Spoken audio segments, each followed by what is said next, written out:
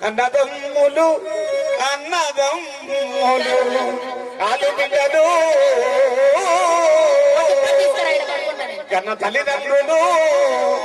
స్నేహితులు బంధువులు వెంటరారు అల్లా తావు నా చేతిలో పడితే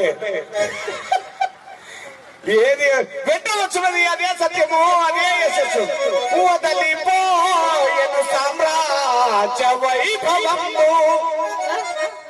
తల్లి పోయిది అత్తాంటి కన్నా సుతుడు అలాంటి నా రాజ్య సర్వస్వం పోయిన నా భార్య బిడ్డలు నన్ను వీడి దూరమైన చివరకు నీవైనా నా వద్ద వద్దు అనుకుంటుంది కానీ నువ్వల్లా చివరకు నా మీద కక్ష పూని